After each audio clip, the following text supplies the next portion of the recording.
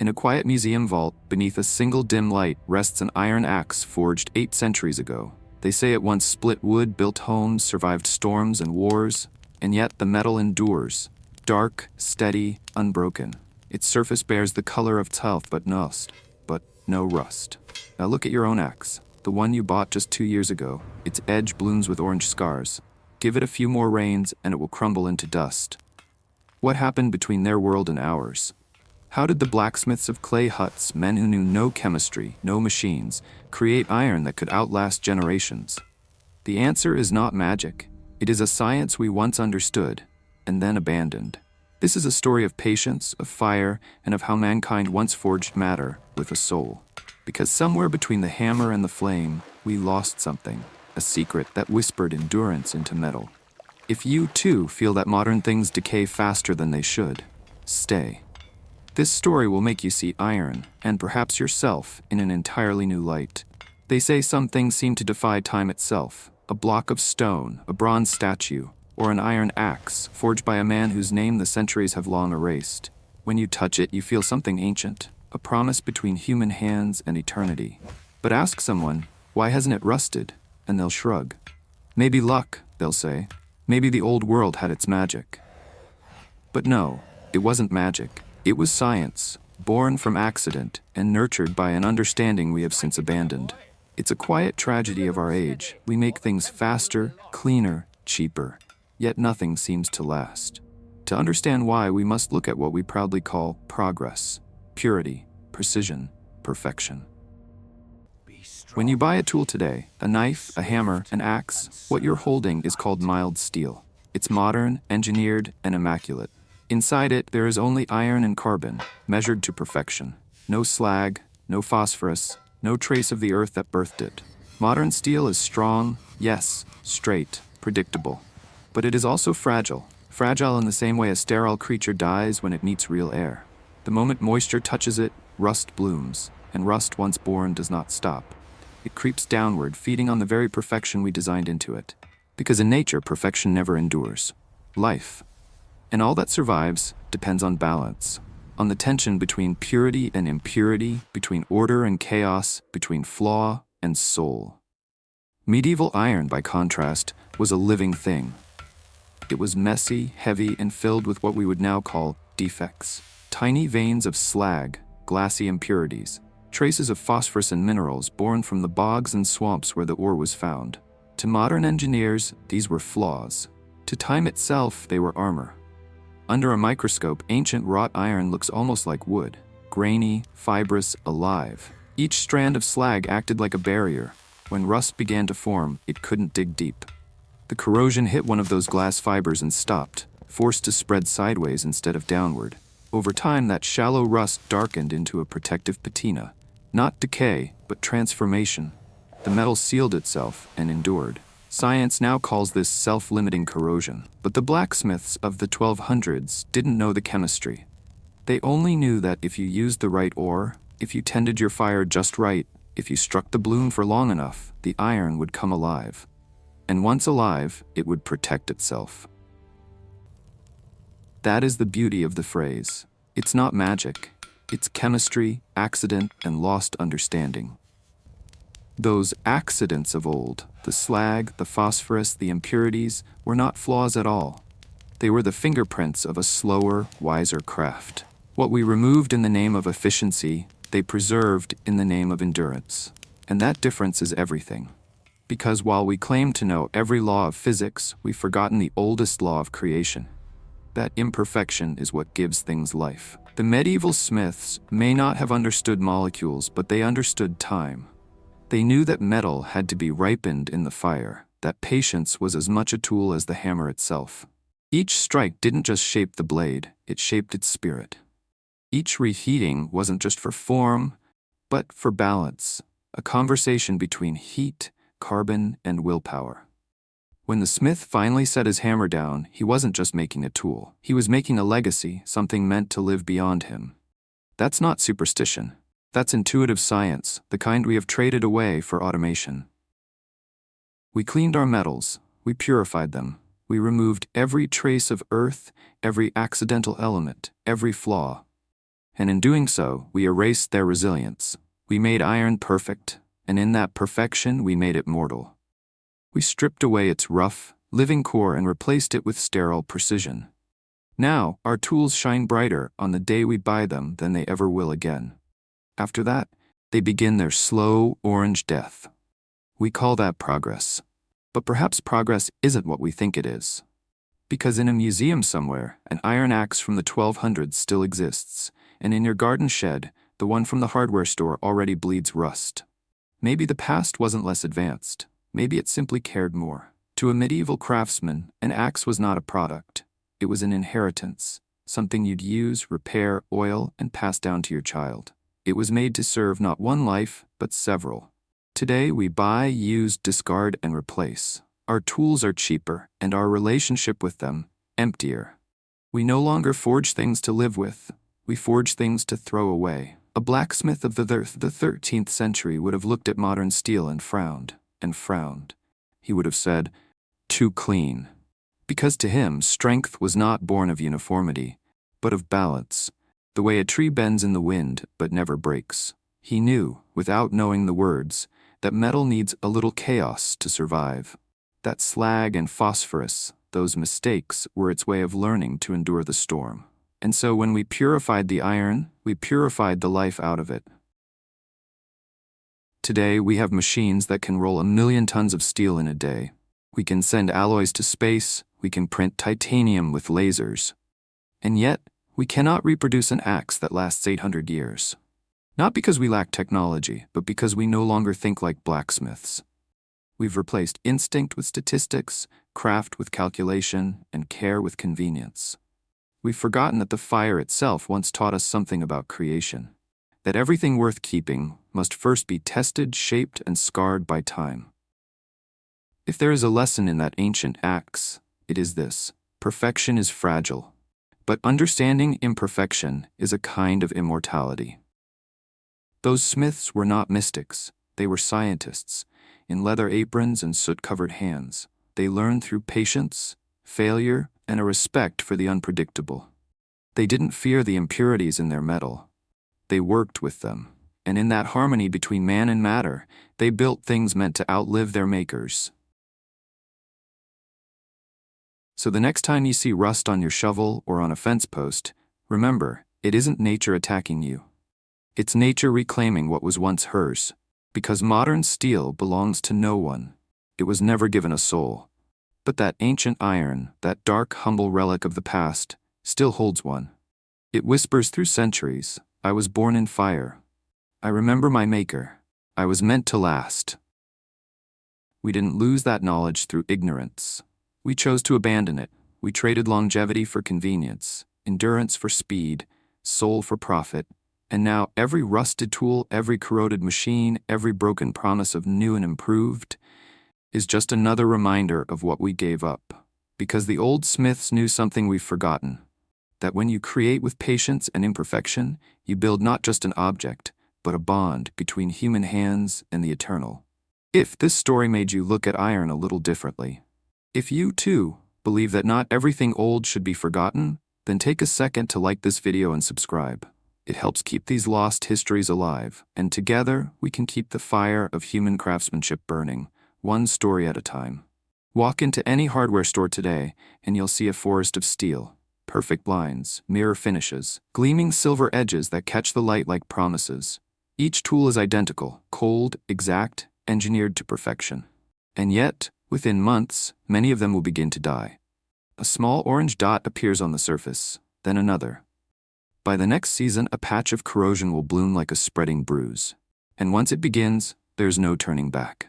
That tiny dot is not just rust, it's a chemical rebellion, the metal returning to dust. This is the paradox of our age. We have mastered the atom, mapped the stars, split the gene, and yet we cannot keep a simple piece of steel from rotting in the rain. How did we come to this? To understand the problem, we must look at what modern steel really is. Industrial metallurgy was built on the dream of control. Control of carbon, control of temperature, control of impurities. From the 19th century onward, every innovation, the Bessemer converter, the open hearth furnace, the electric arc, was designed to purify, to remove everything that nature left behind. The result was a triumph of human precision. For the first time in history, we could melt ore into a perfectly uniform metal. No slag, no veins, no irregularities. We called it progress. But progress has a strange sense of humor. Because the same purity that makes modern steel easy to produce also makes it easy to destroy. When medieval wrought iron faced moisture, its impurities acted as armor. Those streaks of slag, glassy, inert, scattered throughout the metal, blocked the advance of corrosion like invisible walls. Rust could only spread so far before it met a barrier. Modern steel has no such defenses. It is smooth, pure, and perfectly vulnerable. When oxygen meets it, the reaction is direct and relentless. Microscopically, it's like a landscape of crystal grains, each boundary a weak spot. Water slips into those boundaries, and oxidation begins. The rust expands, cracking the metal from within, exposing fresh surfaces to the air. Every molecule of iron that turns to oxide becomes a seed for more decay. Rust, once started, accelerates itself. It feeds on perfection. The very smoothness of the metal helps it spread. Nothing stops it. A modern blade begins to die the moment it's born. We removed impurities because they made steel harder to shape, harder to weld, harder to control. But in doing so, we stripped away its natural resilience. We optimized for speed, not survival. For quantity, not quality. A factory can stamp 1,000 axes in an hour. Each one will look flawless. Each one will fail the same way. Meanwhile, a medieval blacksmith might spend 3 days forging a single blade. But that blade could endure for centuries. We call the factory efficient. But perhaps it's the blacksmith who understood the deeper economy, the economy of time, of care, of permanence. The true weakness of modern steel lies not just in chemistry but in philosophy. We have come to believe that if something looks perfect, it must be perfect, smooth, polished, shiny. We mistake appearance for endurance. Yet perfection is brittle. It cannot bend, it cannot heal, it cannot change without breaking. Ancient iron, by contrast, lived with its flaws. It absorbed them, distributed them, turned them into structure. Its beauty came not from symmetry, but from strength born of struggle. That is the quiet genius of imperfection. It allows survival. Inside a modern blast furnace, iron is melted completely, at over 1,500 degrees Celsius. At that temperature, all its impurities, slag, silica, phosphorus, separate and float to the top, skimmed away as waste. The molten metal that remains becomes pig iron, a raw form that must be refined further to reduce its carbon. The process is fast, efficient, industrial, but there is no magic in it. No subtle chemistry, no layers of memory formed by hammer and fire. When the metal cools, it cools uniformly, crystalline, perfect, and lifeless. It is a material that has never known the touch of a human hand. Contrast that with the bloomery furnace of a medieval village. A humble chimney of clay and stone. The fire inside burns cooler, only around 1,200 degrees, hot enough to pull oxygen from the ore, but not enough to melt the iron completely. The result is not a liquid, but a glowing sponge, a bloom of solid iron particles trapped in a bath of molten slag. That bloom must be lifted out, reheated, hammered, folded, hammered again. Each blow drives out some slag, but not all. What remains becomes part of the metal's inner fabric, like glass fibers woven through steel. And it is those fibers that make it strong beyond understanding. Every strike is a conversation between the blacksmith and the element. Every imperfection, a memory. Every layer, a decision. Modern steel is born in seconds. Medieval iron was raised like a child. When you look at an ancient axe head, you're not just seeing metal, you're seeing time itself, folded into form. Each ripple and mark is a record of labor, of heat, of rhythm. It was not designed for beauty, but it became beautiful through endurance. And perhaps that's what we've lost. Not the skill to make such things, but the patience to let them be made. We no longer tolerate slow creation. We no longer value time as a tool. In our pursuit of flawless efficiency, we have created materials that are flawless only until they fail. But the problem runs deeper than rust. Rust is only a symptom, the surface expression of a deeper cultural decay. We have built a civilization on the idea of planned obsolescence. We make things to last just long enough to sell again. We no longer expect objects to accompany us through life. We expect them to expire. An iron that outlives its maker no longer fits into our economy. It cannot be monetized, only admired. The medieval world had no such dilemma. To them, durability was not a selling point, it was a necessity. If your plow broke during planting season, you starved. If your sword shattered, you died. And if your hammer failed, your craft ended with it. Quality was not optional, it was survival. Today, failure is simply another opportunity for profit. In the 21st century, the rust we see on steel is not just a chemical reaction, it's a metaphor. It's the visible evidence of a deeper corrosion, the erosion of meaning in what we make. Because to build something meant to last, you must believe that you will last too. You must have faith in continuity, in the idea that someone will come after you who still cares enough to use what you've made. But we don't think that way anymore. Our buildings are temporary, our devices disposable. Our attention span's shorter than the lifespan of the batteries we use. The ancient smith didn't think of consumers. He thought of heirs. And that belief shaped the very atoms of his creation. The chemistry of rust, in the end, is simple. Iron meets oxygen. The two fall in love, violently. They bind together in a compound called ferric oxide. In that union, the metal loses itself, returning to the earth from which it came. But what if, instead of fighting that process, we learned to live with it the way our ancestors did? What if the goal was not to resist time, but to work alongside it? To let the surface change, to let patina form, to let the material find its own balance between decay and endurance? That's what medieval iron did. It didn't deny nature. It negotiated with it. And nature in return showed mercy. Modern steel, on the other hand, tries to defy the laws of the world, to stay spotless, stainless, untouchable. And the world inevitably wins. If you listen closely, you can almost hear the difference between them. The medieval hammer rings like a heartbeat. Each strike says, last, last, last. The modern factory hums like a clock. Each second says, next, next, next. One builds a legacy, the other builds a product. And the rust, the slow orange bloom that eats our machines, is simply time reminding us of that choice.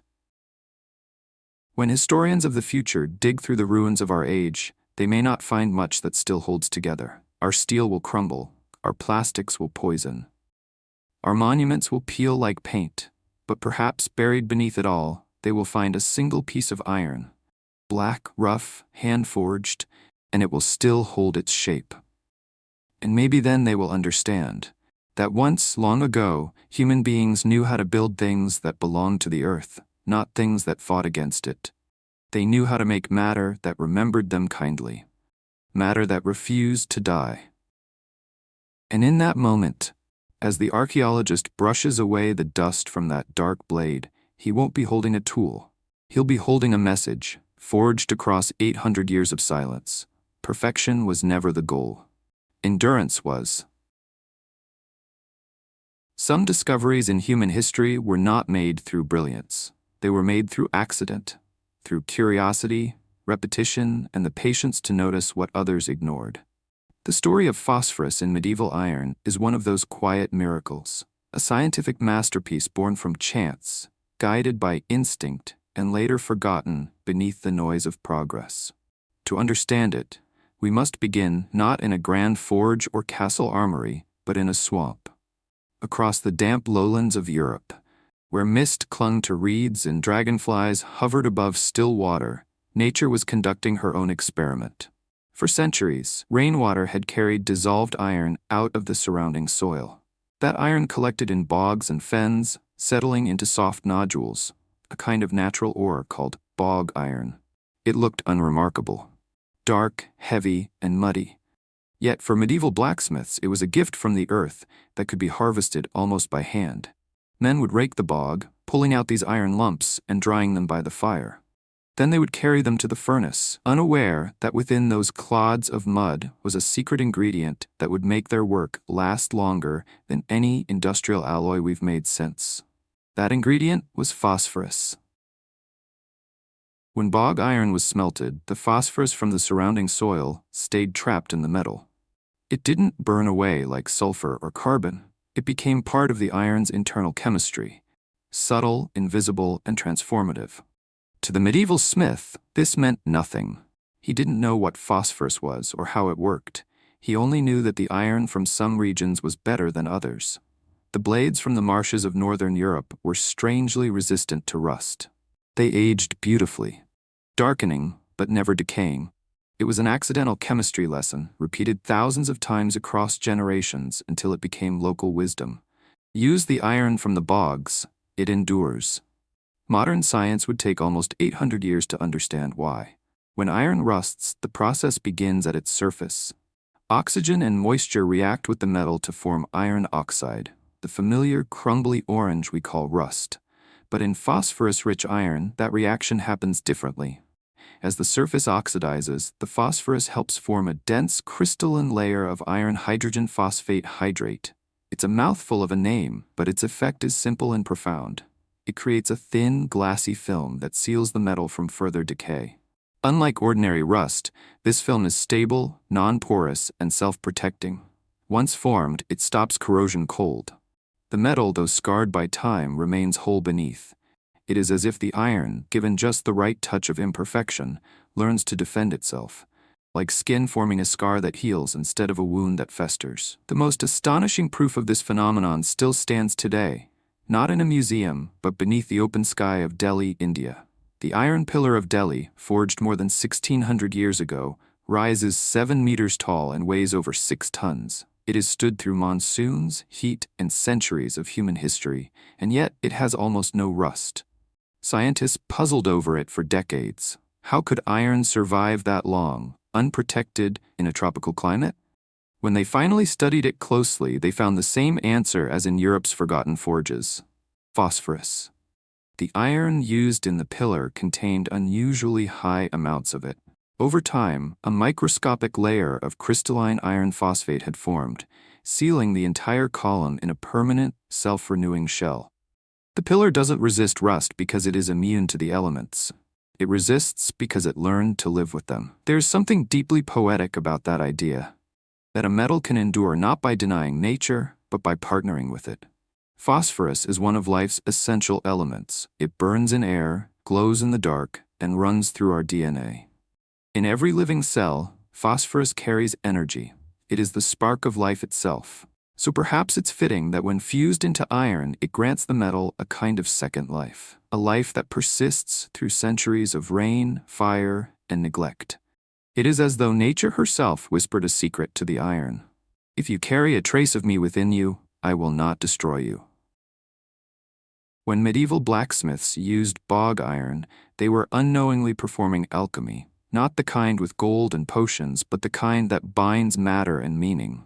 They turned mud into metal, and in doing so, created one of the most durable materials the world has ever known. They didn't refine the phosphorus out, because they couldn't. Their forges were too simple, their fires too cool. But that limitation was their blessing. Their imperfection preserved the very ingredient that protected their creations from time itself. Modern steelmaking, on the other hand, became obsessed with purity. High phosphorus iron is brittle under certain stresses. It cracks more easily during welding or rolling. So the industrial world removed it completely. We optimized for mass production, for the convenience of machines, not for the endurance of matter. In the process, we forgot that nature's impurities often hide her genius. There is an old irony in metallurgy: the more we control fire, the less we seem to understand it. The medieval smith didn't control his furnace, he listened to it. He watched the color of the flame, felt the rhythm of the bellows, and knew by instinct when the bloom was ready. He didn't chase uniformity, he chased harmony. Every piece of iron that came from his forge carried a signature of place: the minerals of the soil, the smoke of the charcoal, the chemistry of the local earth. It was unique, imperfect, alive. Today we melt mountains and mix them into oblivion. Every bar of steel is identical, every flaw erased, every story silenced. In our quest for control, we have flattened the character of the world. Phosphorus, in a way, symbolizes everything we lost. It was a gift that came naturally, an impurity that granted endurance. But because it made mass production inconvenient, we decided it was a flaw. And in that act of purification, We removed more than an element. We removed wisdom. We stripped away the idea that materials could have character, that the earth itself might contribute something mysterious and unrepeatable. We began to think of matter as raw, dead, and inert, something to be dominated, not understood. And so modern steel is not simply weaker in chemistry. It is weaker in philosophy, because it no longer has a relationship with the planet that made it.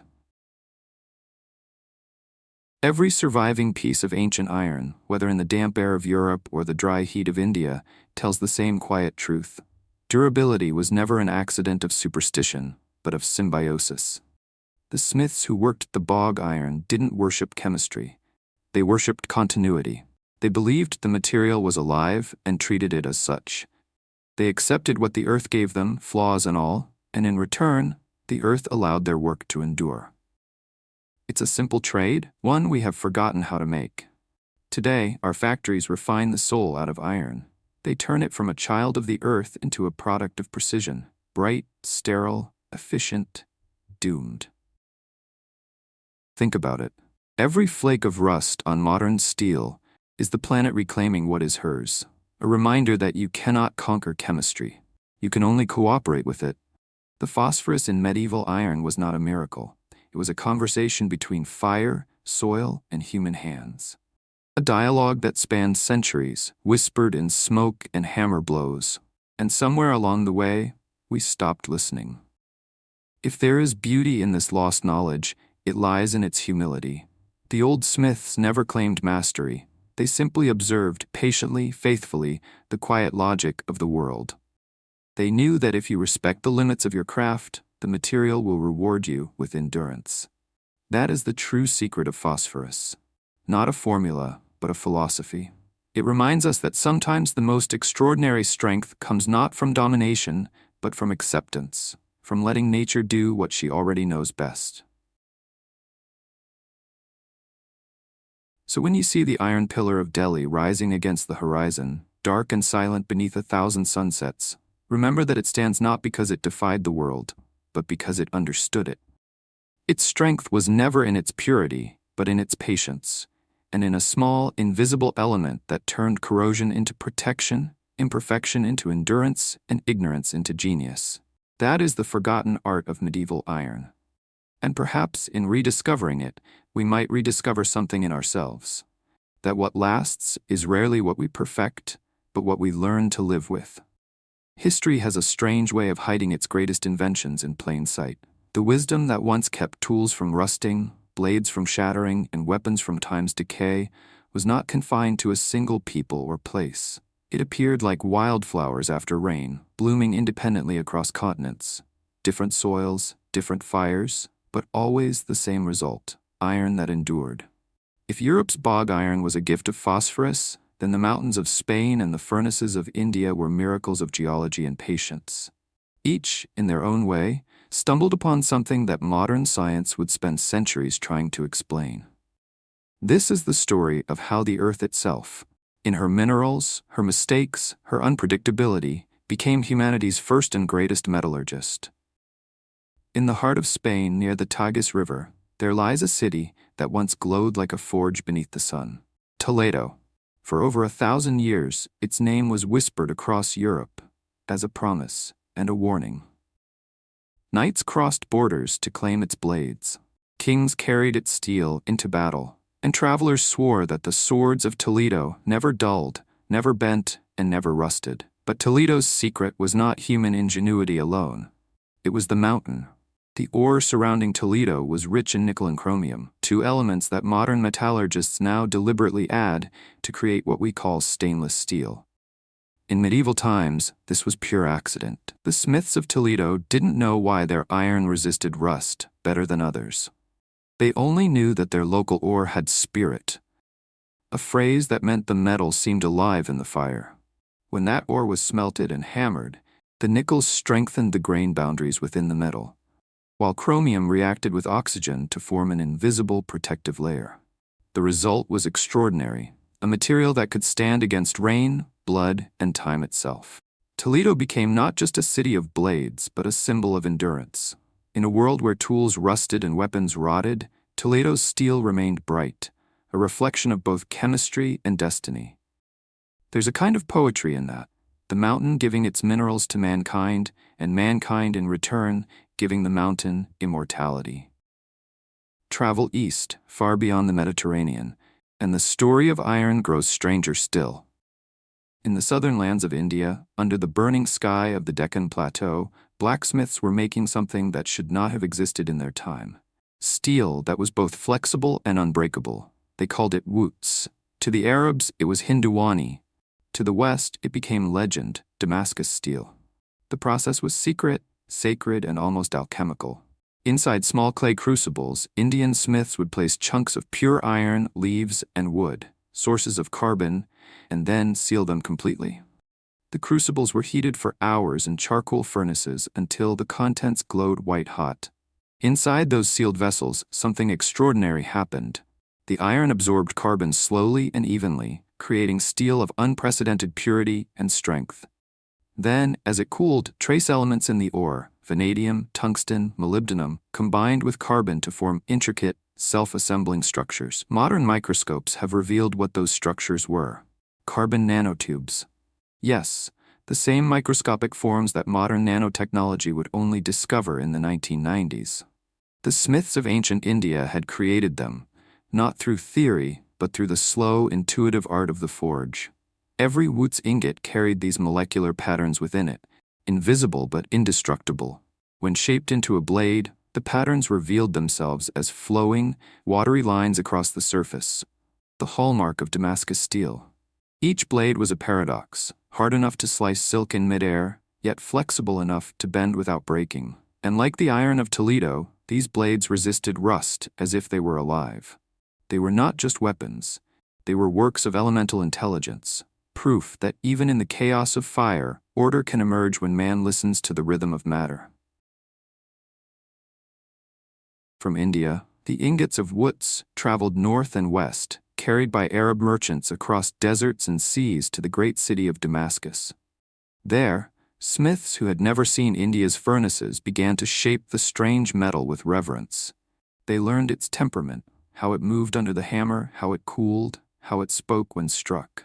Forging Damascus steel was not just labor, it was ritual. Each smith folded and welded bars of different carbon contents together, creating layers upon layers of metal, hard and soft, light and dark. When polished, these layers shimmered like flowing water, like smoke trapped in steel. But the beauty was not vanity. The patterns were functional. They revealed the internal architecture of the blade.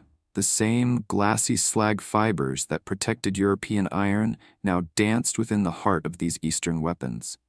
Each line was a record of heat, oxygen, and time, a frozen fingerprint of the smith's care. The result was a blade that could hold an edge sharp enough to split a hair, resist corrosion, and yet remain supple in battle. When crusaders brought these swords back to Europe, they thought they were magic. They were not. They were simply the meeting of geology, fire, and humility. Across the medieval world, smiths spoke different tongues, lived under different stars, worshipped different gods. But in the language of the forge, they were brothers. In Sweden, they prized the pure magnetite of the north. Iron so fine that English blacksmiths paid a month's wage for a single bloom. In Japan, the swordsmiths of Yamashiro folded tamahagani steel hundreds of times, not for decoration, but to distribute the impurities evenly, creating balance, not perfection. And in Africa, the Nok and Meroitic peoples smelted iron with furnace designs that predated Europe's by centuries, embedding silica and carbon in natural harmony. Everywhere, the lesson was the same. Greatness came not from purity, but from cooperation with the imperfections of nature. That was the true brotherhood of fire. No single culture owned it. It belonged to the earth, to the ore, to the patient hands that listened instead of commanded. But as empires rose, the art began to fade. By the 18th century, the secret of Wootz was lost. The trade routes broke. The ore sources ran dry. European science, chasing speed and precision, replaced the forge with the factory. We learned how to make stronger metals, yes, but not wiser ones. We could replicate the strength, but never the soul. A sword of Damascus could last for centuries without corrosion. A modern stainless blade can do the same, but it feels different, cold, lifeless, engineered, not born. Because when we remove all accidents, we also remove all poetry. And when we remove the poetry from craft, we lose the human part of creation. There's something humbling in realizing that our ancestors' greatest materials were born not from laboratories, but from landscapes. Toledo's chromium, India's vanadium, Sweden's magnetite, Japan's silica-rich sand, these were not industrial secrets. They were geological gifts. The earth herself had already written the recipe. All we had to do was listen. Perhaps that's why ancient iron feels alive when you touch it. Because it still carries the memory of its birthplace. Every atom of nickel, every grain of slag, every whisper of phosphorus tells a story of rain, stone, and time. The modern world, in its rush for standardization, erased those stories. We no longer make metal that remembers where it came from. We make metal that forgets. Scientists studying ancient blades today find something extraordinary. Each region's metal has a unique microstructure, shaped by its local elements and the way it cooled. It's as if the metal carried a genetic code, one that could tell where it was born. Toledo's iron sings with nickel's quiet stability. Damascus whispers with carbon's layered poetry. Bog iron hums with phosphorus, patient and enduring. Together they form a symphony of chemistry, each note a conversation between earth and human hands. This is not nostalgia. It's science. Modern spectroscopy and electron microscopy confirm what the ancients felt. Imperfection, properly balanced, creates resilience. Just as ecosystems thrive on diversity, so too does iron thrive on impurity. A metal without variance is a desert. A metal with harmony is alive. They did not know the word nanotube. They had no periodic table. But they had patience. And patience, it turns out, was enough. They knew that fire had moods, that iron had memory, that the earth had voices hidden in its stone. And by listening, they discovered what we now try to simulate with computers and algorithms. When we call these people primitive, we forget. They built bridges that still stand, blades that still cut, iron that still gleams after 1,000 rains. Meanwhile, our skyscrapers rust in decades, our machines break in years, and our devices fade before memory itself. So when we speak of ancient technology, we're not talking about lost magic. We're talking about a lost relationship, a way of working with the world rather than against it. From Toledo to Damascus, from the swamps of Europe to the forges of India, humanity once stood at the threshold of alchemy, not to create gold, but to create endurance. And perhaps, in a quiet way, those old blacksmiths succeeded. Because though their names have vanished, their work still remains, buried beneath the soil, shining in museums, echoing through time in the hum of every hammer that still strikes hot metal today. The earth, it seems, was always the first artisan, and those who learned from her, who accepted her flaws, her accidents, her unpredictable gifts, created things that outlasted empires. Their secret was simple. Don't fight the material. Listen to it. For in every imperfection, there is a path to immortality. Long before the thunder of modern furnaces shook the earth, there was only fire. Not the fire of industry, but of survival. The kind that crackled in clay huts and mountain caves, whispering warmth into the dark. It was beside this ancient fire that humanity first learned to shape the bones of the earth.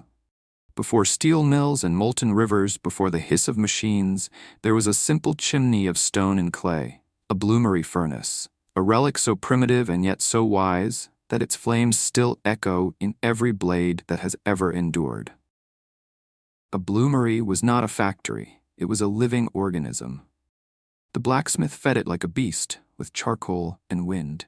He spoke to it through the bellows, listening to its breath, watching its moods. Too little air and it sulked, the iron staying trapped in its rocky shell. Too much and it grew violent, burning the metal before it could be born. The mastery of the bloomery was not in control, but in relationship. It was not man commanding fire, it was man learning to speak its language. Inside that narrow chamber, alchemy unfolded slowly. Layers of charcoal and ore stacked like offerings began their ancient dance. As the fire climbed past 1,000 degrees, the air filled with invisible whispers, carbon monoxide gas, rising like spirits. Each molecule stole oxygen from the iron ore, leaving behind something pure and heavy, metallic iron. But here lay the miracle. The bloomery could not grow hot enough to melt the iron. At only 1200 degrees, the metal stayed solid, glowing red but never surrendering its form. And so, in the heart of that fire, something unique was born. A tangle of glowing metal particles fused together, drenched in molten slag. It looked like lava but soft, a spongy, breathing mass.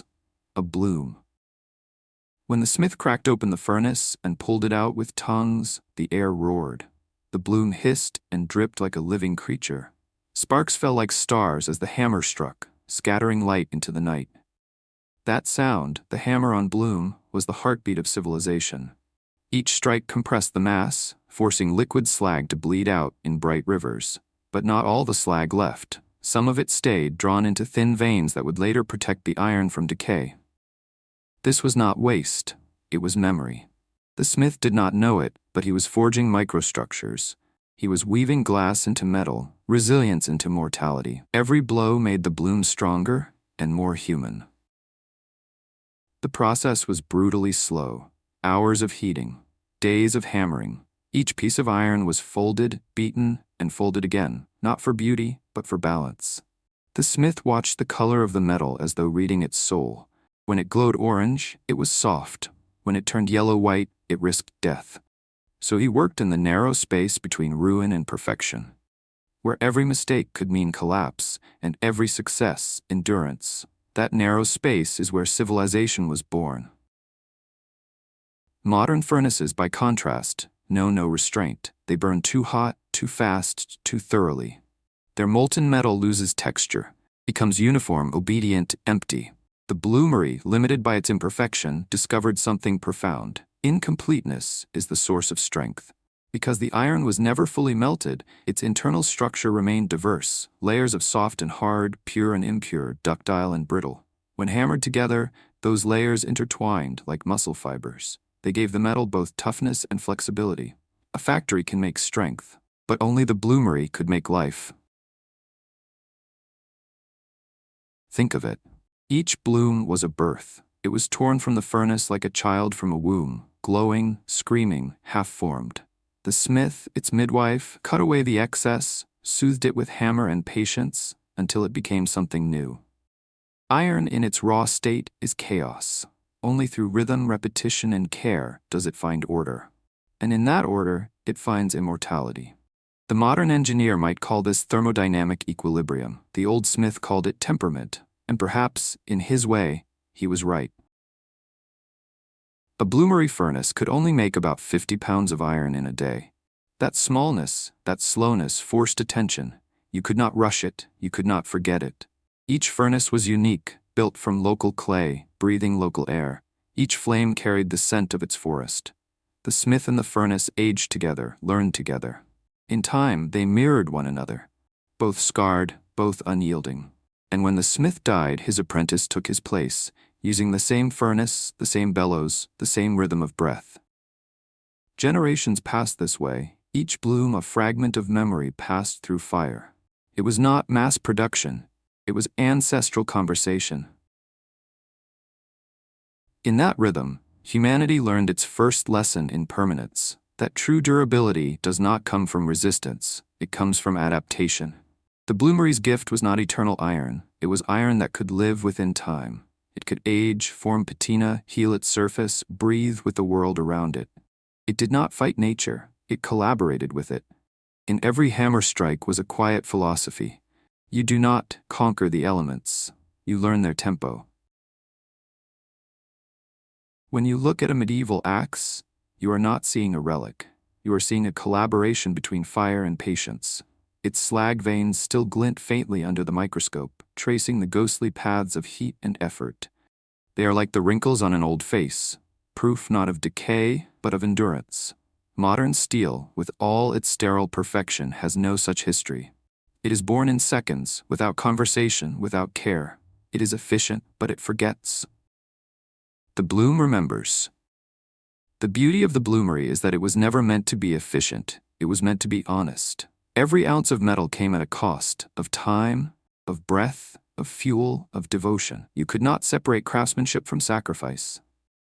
That's why the objects it produced, a plow, a sword, a hinge, carried a moral weight.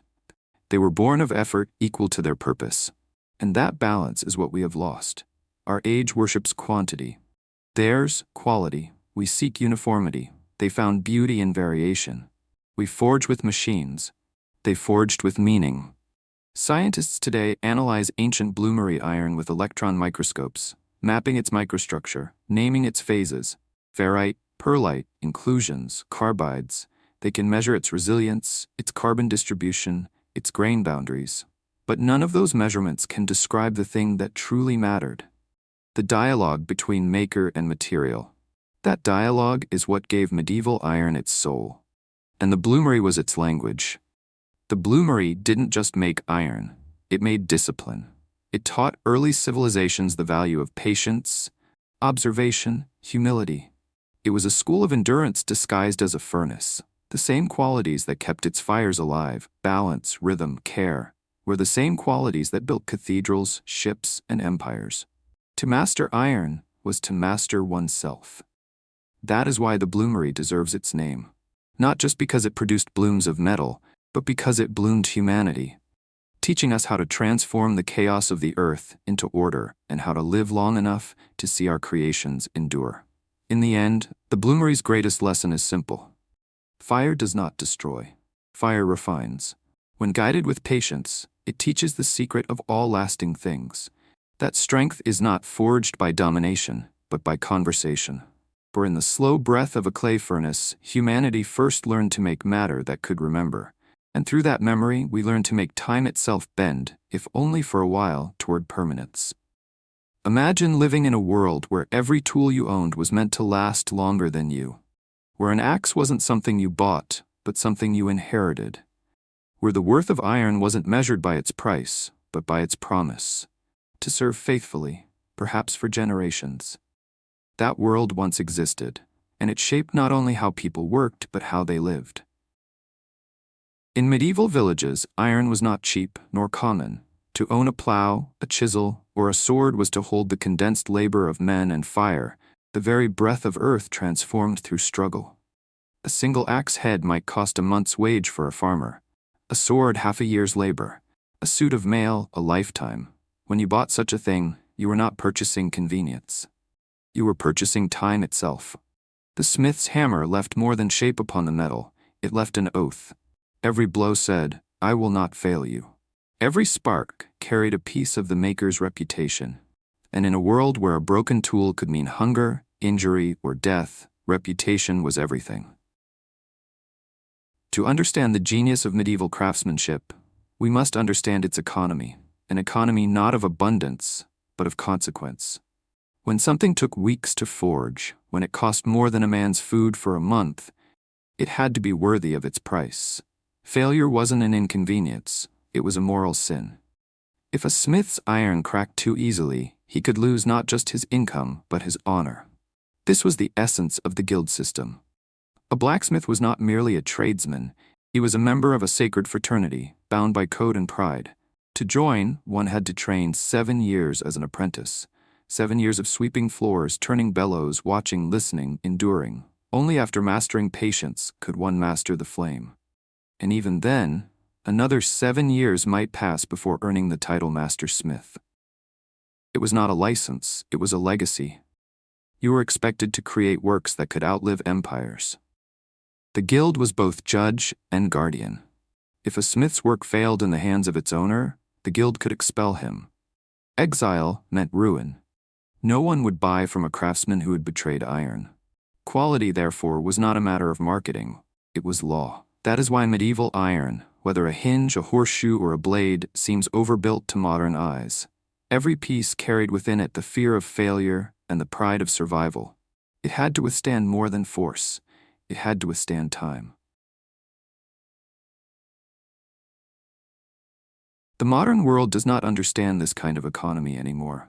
We live in a system where things are designed to fail, not because we lack knowledge, but because failure is profitable. A shovel that lasts 50 years sells once. A shovel that breaks every 2 years sells 25 times.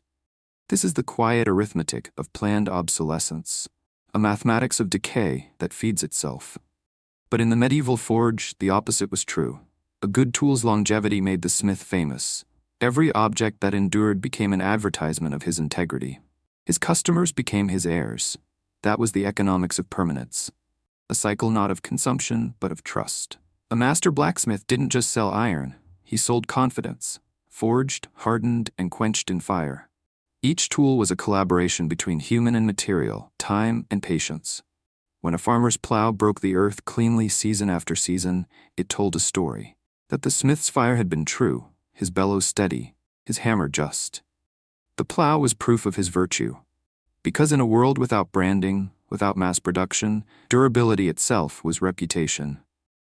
Every item carried identity. A smith often marked his work with a sigil, a rune, a small emblem, sometimes hidden beneath the handle. It wasn't decoration. It was a declaration. I was here. I made this. It will endure. And endure it did. Many medieval tools, excavated centuries later, still bear those marks. Rust has softened their edges, but not their purpose. You can still read the pride in the steel. Imagine, for a moment, a world where our devices were signed this way, not by corporate logos but by individual hands. Would we still treat them as disposable? Would we still throw them away so easily? In the medieval forge, the measure of worth was time invested, not units produced. 3 days to make an axe, 7 to shape a sword, 2 weeks to craft a lock. Each day of work was folded into the iron like a layer of memory. The slower the craft, the deeper the meaning. When an object took weeks to be born, you cared for it differently. You cleaned it, oiled it, stored it dry. You didn't use it carelessly because you could feel the labor pulsing inside it. It had weight, not just in your hands, but in your conscience. That is the silent moral of permanence. What costs time commands respect. Modern economics flipped that truth upside down. We worship speed. Production, distribution, replacement. The faster we make, the cheaper it becomes. And the cheaper it becomes, the less it means. We measure success not by longevity, but by turnover. And so we have built an empire of disposability. Our ancestors built tools to last a lifetime. We build tools to survive a season. They forged iron with purpose. We mold plastic with impatience.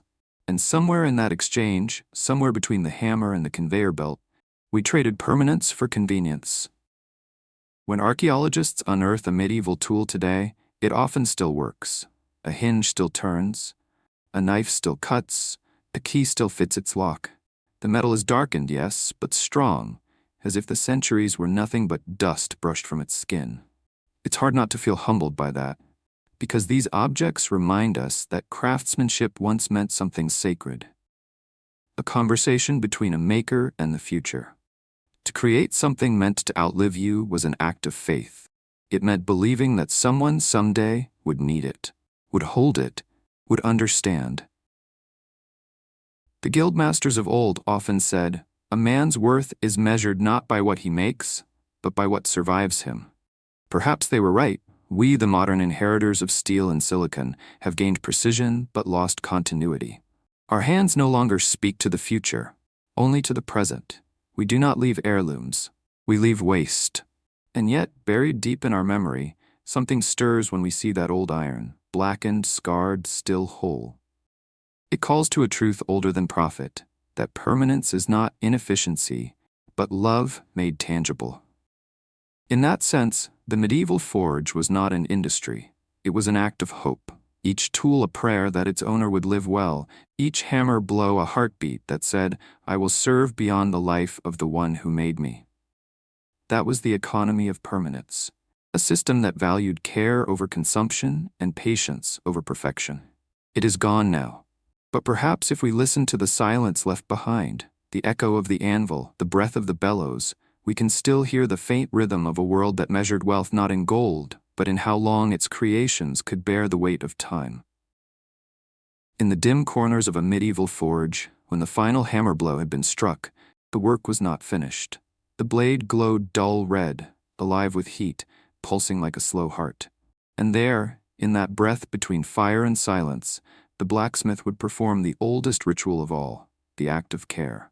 He would lift a small pot of oil, linseed, tallow, or sometimes animal fat, and pour it gently across the surface of the metal. The forge hissed softly as smoke curled upward, carrying the scent of earth and life. This was not ornament. This was protection. The oil, meeting the hot iron, polymerized, turning into a thin, invisible skin that sealed the metal from air and moisture. A barrier, born of fire and patience. It was the same principle we still use when we season a cast iron pan. But to the smith, it was not chemistry. It was a conversation. He believed that freshly forged iron was vulnerable, like new skin, untested and raw. It had to be hardened not just by hammer and heat, but by care. You had to feed it before it faced the world. And so the smith would rub the surface with cloth, the oil darkening as it sank into every pore. He would whisper to it, a habit passed through generations. Stay true, stay strong. The process was both practical and poetic. The oil sealed the surface, yes, but the gesture gave it meaning. It turned the act of crafting into an act of guardianship. This was the forgotten magic of maintenance. The belief that every object that served you deserved care in return. A plow that tilled the soil was wiped clean after every season. A sword that drew blood was oiled before nightfall. Even the hinges on a church door were warmed and rubbed with wax each winter. Not because the people were superstitious, but because they understood something profound. Use creates life, but neglect invites death. Modern people talk about durability as if it is a property built into a thing, but the ancients knew durability was a relationship, a dialogue between human and material. Iron did not simply resist time on its own. It endured because someone, somewhere, remembered to touch it. In this way, every tool became a record, not just of its maker, but of its caretaker. A century-old axe might bear the marks of 3 generations, its handle replaced, its edge resharpened, its surface rubbed dark with countless layers of oil and sweat. It was alive with history. A tool that, in its quiet endurance, carried the memory of every hand that had ever held it. When archaeologists find medieval iron today, they are often puzzled by the texture of its surface. It is not flaky like modern rust. It is smooth, dark gray, sometimes black, like polished stone. That layer, called magnetite, forms only under the right conditions. When the iron is used often, warmed frequently, and protected by oils or animal fats, the oxidation process becomes self-limiting. Instead of creating porous, spreading rust, it forms a tight, dense skin that seals itself. In other words, the more the tool was loved, the longer it lived. That dark patina, born of use and care, was not seen as decay, it was seen as wisdom. The same way wrinkles tell the story of a face, the patina told the story of survival. Farmers often said that a new plow was empty. It needed years of soil, rain to find its balance, to learn its work. The more it was used, the better it became. This philosophy extended beyond the forge. It was how they treated wood, leather, stone, even themselves. Nothing was expected to be perfect when new. Perfection was something earned through time and care. Contrast this with the world we live in now. A tool comes from a factory, sealed in plastic, sprayed with machine oil. You use it once, twice, and leave it outside. The rain comes, the rust blooms, and you throw it away. No one teaches you to care for it because it wasn't built to be cared for. It was built to be replaced. We have forgotten that maintenance is not drudgery. It is gratitude. It is the invisible art that turns an object into a companion. In the medieval world, maintenance was a moral duty. A man who neglected his tools was seen as careless, even irresponsible. Because a neglected tool could fail, and a failing tool could bring harm. A snapped axe head could cripple. A rusted hinge could break in a storm. A dull blade could cost a life. So the care of tools was the care of life itself. Children grew up watching their fathers oil blades by the fire. Mothers maintained kitchen knives as if tending to old friends. Every household had a corner for storage, dry, orderly, sacred. The smell of wax and oil was the scent of continuity. There is a tenderness in this that we hardly recognize anymore. The idea that matter, cold, hard iron, could reciprocate affection. That if you tended to it, it would respond, becoming better, stronger, truer. It sounds poetic, but it was simply practical wisdom. Because behind every superstition of the old world lay a kernel of science. Heat and oil do bond to iron. Friction does polish and protect. Patina does slow corrosion. They did not need a laboratory to prove it. They proved it through centuries of survival. If you could stand in a medieval workshop, you would not hear the frantic pace of industry. You would hear rhythm, the rasp of a file, the sigh of the bellows, the quiet hum of care. There was no separation between making and maintaining. Creation and preservation were one continuous act, a circle that bound human labor to the permanence of things. That circle is broken now. When modern steel tools are left unused, they die quickly. Their polished surfaces, untouched by oil, invite moisture, their edges dull in silence. Because the factory that made them never intended for them to be remembered. The ancient forge, by contrast, created tools that needed you, that invited your hand, your warmth, your routine. They were built not just for function, but for relationship. To season a tool was in essence to teach it how to live. The first few months after forging were crucial. If you used it often, kept it dry, rubbed it with oil, it would form a protective skin that lasted decades. Neglect it in those early days, and it would rust before its first winter. The smiths knew this intuitively. When they handed a blade to its owner, they always gave instructions. Use it well, keep it dry, feed it with oil. Those were not words of caution. They were a covenant. Perhaps that's what we've lost most, the sense that the things we make deserve to be kept alive. That a tool, once born of fire and human effort, has a right to endure.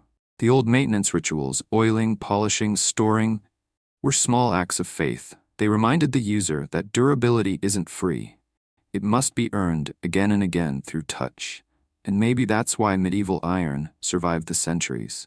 Not only because of chemistry, but because someone, long ago, loved it enough to keep it alive. There was a moment, quiet, unnoticed, when the fire that had guided humanity for millennia changed its voice. It stopped whispering. It began to roar. The bloomery's breath, once soft and rhythmic, gave way to the thunder of engines.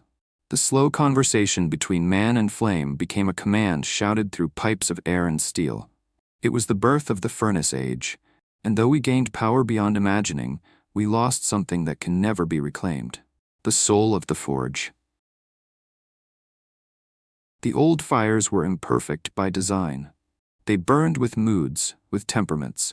A blacksmith could feel when the flame was too rich or too lean, too young or too tired. He adjusted by instinct, adding charcoal, easing the bellows, speaking to the metal through the rhythm of his work. But the blast furnace changed everything. It was a triumph of control, a machine that turned chaos into order. By forcing air through molten ore, it burned away the impurities that once gave iron its strength and character. What came out was pure, uniform, obedient. The metal was no longer forged, it was manufactured. Inside a bloomery, iron had been born slowly. It emerged solid, half-formed, full of veins and breath, a creature that needed shaping, hammering, care. Inside a blast furnace, iron was melted into submission. Temperatures soared past 1500 degrees, hotter than any medieval fire could dream. The ore didn't resist, it dissolved. All the slag that once formed microscopic armor, all the phosphorus that once gave self-healing strength, skimmed off as waste. What remained was liquid perfection, smooth, bright, soulless. And with that, the relationship between man and matter was severed. For thousands of years, the forge had been a dialogue. Now it was a monologue of machines. We no longer listened to fire, we commanded it. We no longer shaped metal, we processed it. Progress, they called it. And indeed, it was progress, faster, cleaner, more consistent. A single blast furnace could produce in a day what a village bloomery could not make in a year. It fed railways, bridges, weapons, skyscrapers. Iron became steel, steel became empire, and the human hand became irrelevant. Yet hidden inside that perfection was a quiet curse. The steel we made no longer aged gracefully. It did not darken with dignity or form a protective skin. It corroded sharply, deeply, destructively. Because what we called impurity had been its secret protection. The more we purified the metal, the more we made it fragile. The stronger it looked, the faster it died. Every polished beam, every shining tool, carried within it the seed of its own decay. We had built an age of brilliance and impermanence. The blacksmith's slow fire had been replaced by a tower of flame that no one touched, no one felt, no one understood. The factory worker was not a craftsman. He was a watcher of gauges, a turner of valves. The fire was no longer a teacher. It was a prisoner behind refractory brick. Something essential vanished in that transition. The bloomery demanded humility. It forced patience. It taught balance between heat and restraint, strength and softness. The blast furnace demanded obedience from both metal and man. Listen closely, and you can almost hear the difference. The old forge sang, a slow rhythm of hammer, hiss, and sigh. Each strike of the anvil echoed the smith's heartbeat. Each tool that left his hands was a reflection of his care. The new furnaces roared, a constant metallic hunger, devouring mountains of ore and forests of coal. There was no rhythm anymore, only output. We had replaced craft with process, meaning with efficiency. And in that trade, something in us began to rust too. By the dawn of the 20th century, steel was everywhere. Railroads stitched continents, cities grew skyward, ships carried nations across oceans. It was the age of progress, the triumph of industry. But the blacksmiths were gone. The forges that once glowed at the edge of every village had gone cold, and with them faded the art of slow creation, the quiet intimacy between maker and material. We no longer asked our tools to last a lifetime. We asked them only to be cheap enough to replace. The bloomery had taught endurance through limitation. The furnace taught abundance through exhaustion. We conquered the world, but lost the patience to build things that could stand within it. Even the sound changed. Where once there was the gentle clink of hammer and anvil, now came the metallic scream of rollers, the hiss of molten streams, the grinding of gears. The new music of progress drowned out the old songs of persistence. Iron was no longer a companion, it was a commodity. We no longer touched it with reverence, but with calculation. We no longer cared whether it aged, only whether it sold. And yet, for all our mastery, the fire never truly obeyed us. Rust still came. Bridges still fell. Ships still sank. Time once again proved to be the better blacksmith. We built furnaces to outpace mortality, and they only made it arrive faster. The irony was complete. In trying to remove the flaws from iron, we removed the very thing that made it last. In trying to control nature, we stripped away its balance, and in seeking perfection, we lost permanence. There is a photograph taken around 1900 of a steel foundry at dusk. Hundreds of men stand before a pit of light, their faces orange with reflection. Their eyes are hollow, their bodies blurred in motion. Behind them, rivers of molten metal pour endlessly from the furnace's mouth. Too bright to look at, too vast to stop. It is both magnificent and tragic. Magnificent because it shows humanity's power. Tragic because it shows what we had to sacrifice to get it. The fire no longer belongs to us, it belongs to the machine. In the medieval forge, the blacksmith could pause. He could listen to the wind, to the color of the flame, to his own heartbeat. In the factory, there is no pause. The machines cannot rest. The workers cannot stop. Time itself becomes mechanized. And so the art of slowness, the secret of endurance, vanishes into the smoke. The furnace never forgets it's to burn, but it no longer knows why. It consumes everything: ore, coal, labor, forests, patience. It gives back only heat and profit. We call that progress, but the earth calls it hunger. Perhaps the saddest thing is this: the furnaces we built to free ourselves from toil ended up enslaving us to production. The rhythm of the hammer, human, imperfect, soulful, has been replaced by the rhythm of consumption. We no longer tend the fire, we feed it.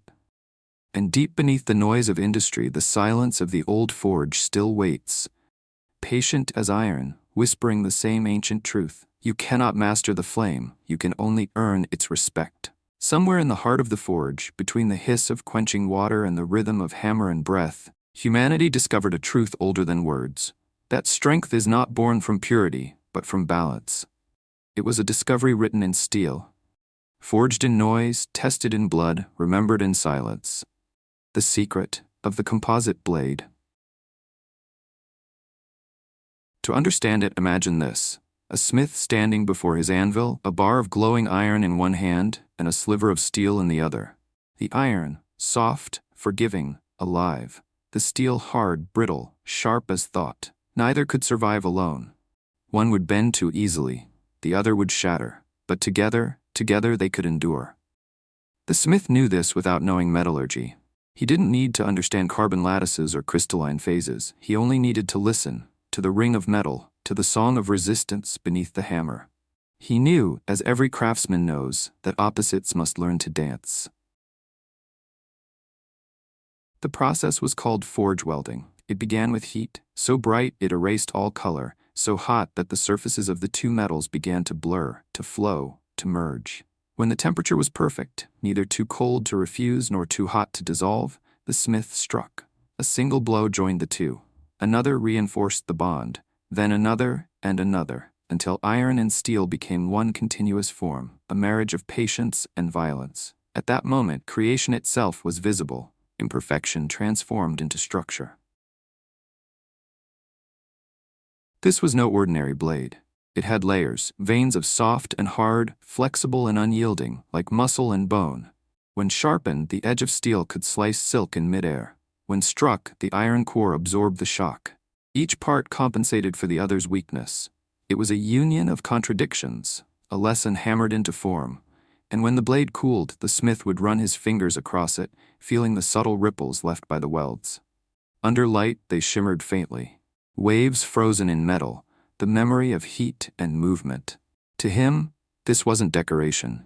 It was truth made visible. Some smiths went further still. They twisted their layered metals into spirals before hammering them flat again, creating patterns that looked like flowing water or wood grain. The technique was called pattern welding. To outsiders, these designs seemed ornamental, beautiful, mysterious, even magical, but in truth, they were practical miracles. Every twist redistributed impurities, every fold strengthened the grain. Every pattern, however accidental, created more internal barriers to corrosion, more micro-fortresses against rust and fracture. These blades were not only strong, they were wise. They carried within them the memory of every hammer blow, every moment of heat and pressure. They were, quite literally, forged stories. To own such a blade was to hold a living paradox. It was as deadly as it was enduring, as elegant as it was brutal. And it carried, within its shimmering lines, a moral. Perfection breaks, balance survives. This was a truth no factory could replicate, because it required imperfection. Controlled, understood, respected. A single mistake in heat or timing could ruin everything. But those same mistakes, when guided well, became art. The Japanese swordsmiths called it katsumoto, the spirit of the blade. They folded tamahagane steel dozens, sometimes hundreds of times, blending layers of hard and soft until the distinction vanished into harmony. When polished, the blade revealed a faint, ghost-like pattern, hummin, tracing the boundary between strength and flexibility. To them, this line was sacred. It marked the edge between chaos and order, control and surrender. It was the visible soul of discipline. In Europe, the same principle lived under different names: Toledo's core-forged rapiers, the Norse Ulfbert swords, the pattern-welded seexes of the Anglo-Saxons. Different lands, same wisdom. That every lasting thing is built upon the tension between opposites. Modern metallurgy, with all its formulas and machines, calls this process composite engineering. But the medieval smiths already understood its essence. They knew that no single material could embody all virtues. To make something truly strong, you had to accept contradiction. Softness must dwell beside hardness. Flexibility must temper sharpness. Too much of one, and you invite destruction. It was not only metallurgy, it was philosophy. The forge was a monastery of fire, and the blacksmith, a silent theologian. He stood between two worlds, the chaos of molten ore and the order of finished form. Each strike of his hammer was a prayer for balance. Sometimes, when the hammer rang just right, he believed the metal answered back, that within its glowing body lived something that understood him. That, perhaps, both were being shaped at once. Because, as he tempered the blade tempered him. A composite sword, unlike a factory-made one, bore the mark of humanity. It carried irregularities, tiny asymmetries invisible to the naked eye, the proof that a hand had touched it, that a heart had guided it. It was imperfect in the way all living things are imperfect, and that imperfection was its strength. Modern steel, uniform and flawless, lacks that character. It obeys perfectly, and therefore breaks perfectly. It cannot flex, cannot absorb, cannot forgive. The composite blade, though flawed, could bend and return. It could survive impact and memory. It was, in essence, a metaphor for resilience itself. Even today, metallurgists study these ancient blades under microscopes, tracing the dance of carbon and slag through their layers. They find evidence of remarkable microstructures, carbon nanotubes, cementite strands, patterns of strength that seem impossibly advanced. And yet, when they recreate them in laboratories, something is always missing. The modern replicas match the chemistry, but not the soul. Because the soul cannot be measured in carbon percentages or crystalline diagrams. It was never only about the metal. It was about the maker and the rhythm of his fire. In the flicker of that fire, something sacred once happened. Opposites found unity. Hard met soft, violence met grace, science met spirit. And from that harmony came tools that did not merely cut, they endured. They carried a memory of their birth, an echo of the balance that had created them. To hold such a blade was to hold a fragment of that eternal lesson, that survival does not belong to the strongest, but to the most balanced. Perhaps that is what the ancients understood so deeply, that even the universe itself is a composite, light and dark, heat and cold, chaos and order, each one needing the other to exist. The forge and its simple fire mirrored that cosmic truth. And the blades it produced were not just weapons, they were reflections of a principle that shapes everything that endures. Wholeness is not purity, it is harmony.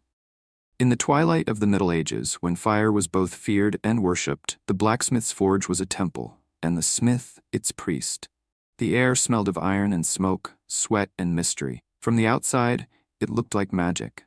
And perhaps in a way, it was. Because within those walls, men performed acts that defied the understanding of their time. They made stone bleed, they made metal sing, they turned fire into strength and water into knowledge. It was called alchemy. But unlike the dreamers who sought to turn lead into gold, these men turned chaos into order, one spark at a time. When you read the old blacksmithing manuscripts, their recipes sound like riddles whispered to the moon. Quenching steel in the urine of a red-haired boy, hardening blades with blood of a buck in rut, mixing radish, horseradish, earthworm saliva, and honey as a potion for tempering. Historians once laughed at these words. Superstition, they said, the nonsense of a world before chemistry. But when modern metallurgists tested them, they found something astonishing. Behind the poetry and the strangeness, there was truth. When a red-hot blade is plunged into liquid, the cooling must happen at a precise speed. Too fast, and the metal shatters. Too slow, and it stays soft. The right speed creates a microstructure of crystal called martensite, hard, sharp, and enduring. The medieval smiths didn't know this in words, but they knew it in practice. Through centuries of trial and failure, they learned that some liquids worked better than others. Water was too pure. When the hot metal entered it, a layer of steam instantly formed around the surface, a protective blanket that slowed cooling. This steam barrier prevented contact with the liquid, creating soft spots and cracks.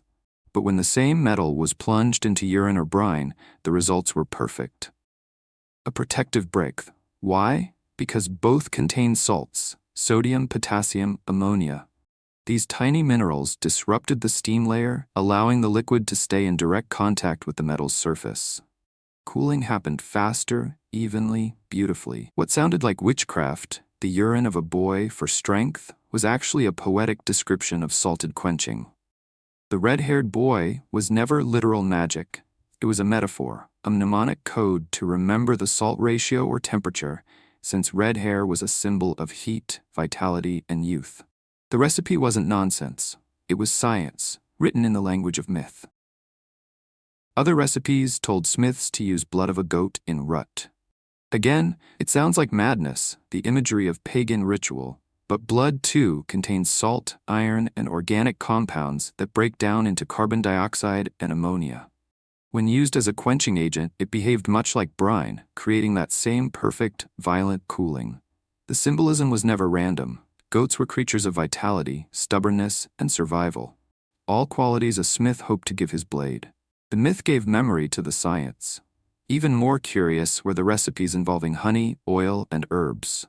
A 12th century German monk named Theophilus wrote that iron quenched in honey and goat's urine, tempered in the smoke of olive leaves, is fit for saints and kings. And once again, strange words hid sharp understanding. Honey thickens liquid and slows cooling. Perfect for tempering rather than hardening. Olive leaves contain trace alkalis that create thin films of carbon on the metal's surface. Together, they acted as a primitive carburizing agent, adding a tiny layer of carbon to the blade, increasing its strength. Theophilus, the monk who wrote this, was not a sorcerer. He was an experimental scientist in robes. Across cultures, the same kind of alchemy that worked emerged. In Japan, swordsmiths coated their blades with a mixture of clay, charcoal, and ash before quenching. The thick layer slowed cooling along the spine but not the edge, creating the curved, flexible katana. To outsiders, it looked like divine craftsmanship, but it was pure thermodynamics. In India, the makers of wood steel added leaves, wood, and even shells into their crucibles. They didn't know it, but those organic materials released trace elements that built carbon nanotubes inside the steel. A discovery we would not formally recognize until the 20th century. Theirs was an alchemy born of observation, not theory. They watched how nature behaved, and they copied her. If you look closer, every strange old ritual has a logic hidden beneath its poetry.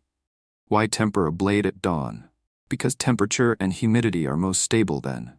Why use the skin of certain animals for polishing? Because their oils resist corrosion. Why pray before lighting the forge? Because breath control steadies the bellows. To the medieval smith, craft and faith were not separate things. They were two halves of one understanding. One explained how. The other explained why. Perhaps that is why their words sound so strange to us. They were not trying to describe the world, they were trying to remember it. Their language was memory, not measurement. They didn't have the vocabulary of chemistry, so they spoke in symbols. Fire as spirit, water as transformation, salt as purity, blood as life. Each ingredient carried both meaning and material effect. Alchemy was not a mistake. It was the first poetry of science. Modern minds like to draw hard lines between reason and ritual, but in the forge, those lines never existed. To the blacksmith, each spark was both physics and prayer. The same act that changed molecules also changed the maker. He believed that purity of heart made pure steel, and perhaps in some small way, he was right.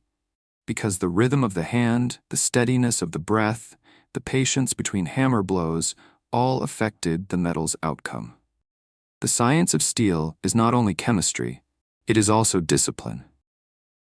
In the end, every successful quench, every perfect tempering was a meeting of two intelligences, the mind of man and the nature of matter.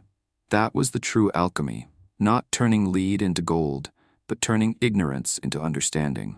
It was slow, it was uncertain, it was beautiful. Each forge was a laboratory, each mistake a lesson, each strange recipe a data point written in the language of myth. They were not mystics, they were empiricists in an age before microscopes. When we mock their superstitions, we forget how little we ourselves understand. We can explain the exact temperature at which martensite forms, but few of us can hold a hammer steady enough to make it happen by hand. We can calculate carbon diffusion, but we can't hear the pitch of the metal changing in the flame. The ancients could. They didn't need words like phase transformation. They could tell by the color, the shade of red between blood and sun.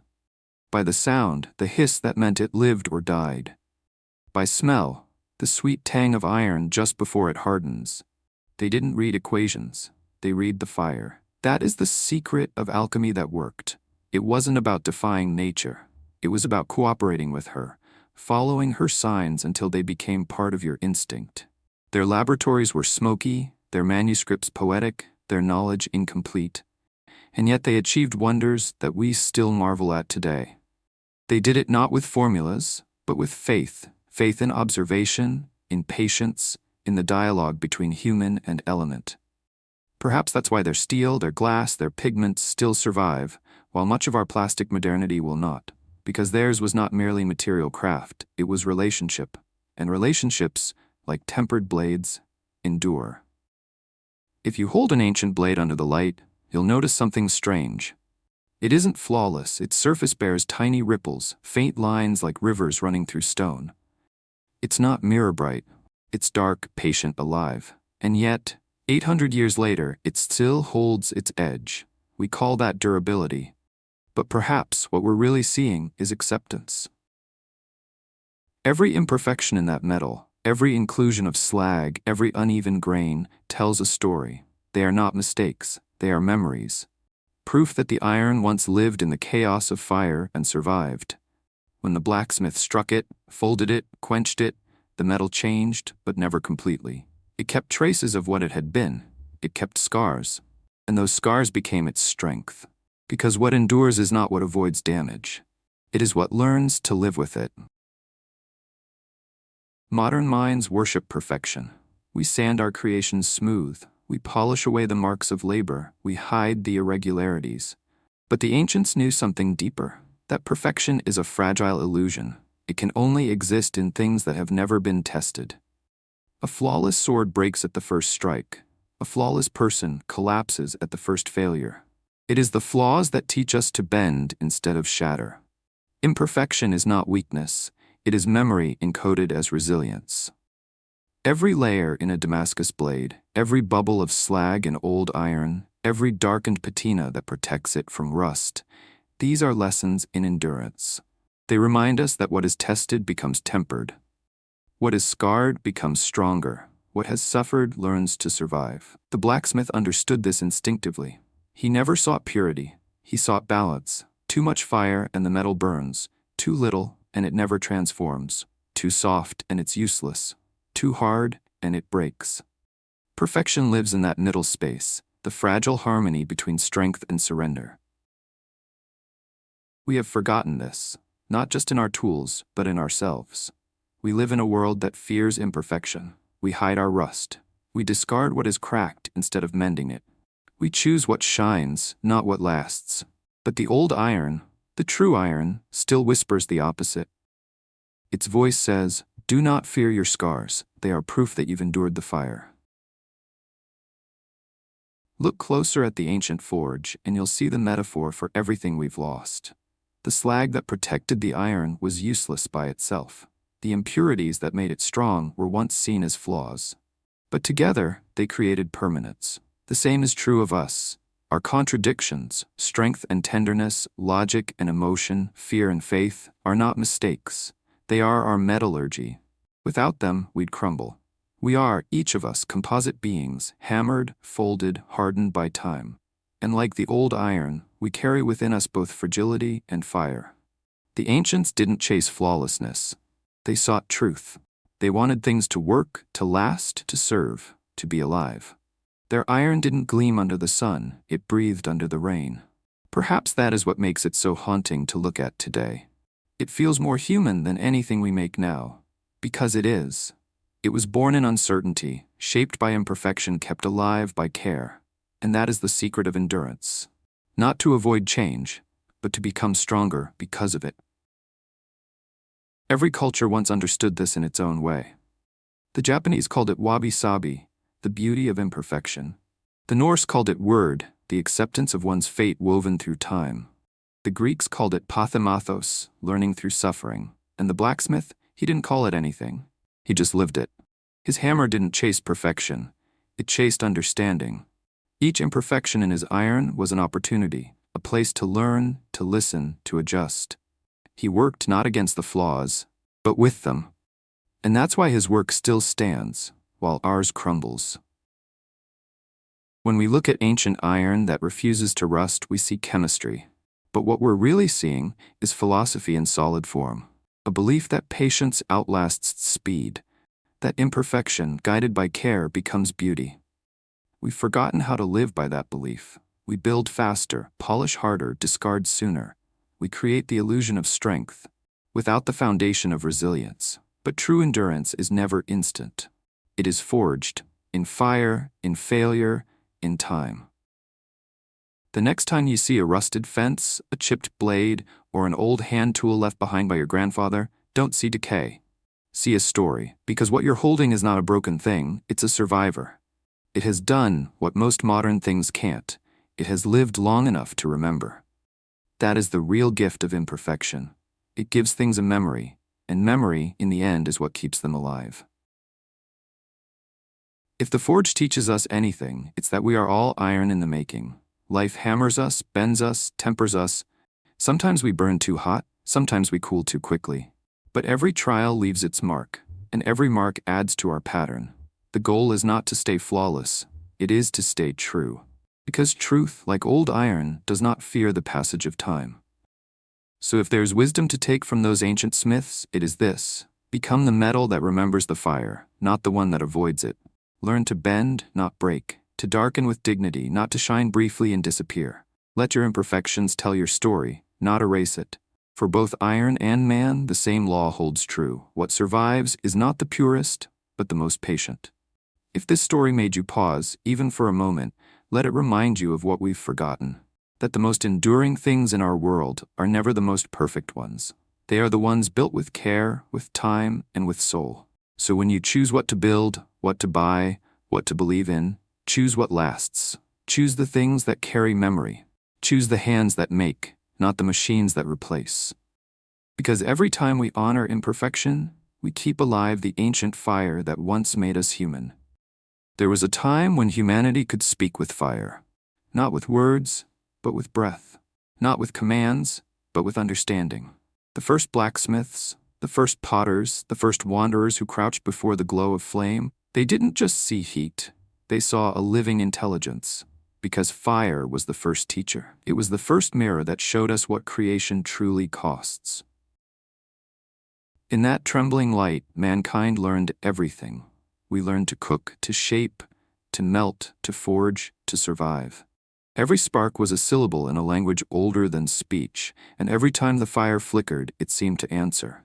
To stand before a forge in those early centuries was to stand in conversation with the universe itself. The flame was not a tool, it was a partner. It spoke in color. Orange when eager, blue when starved, white when angry. It breathed in rhythm with the bellows, like a lung shared between man and element. The smiths called it the living heat.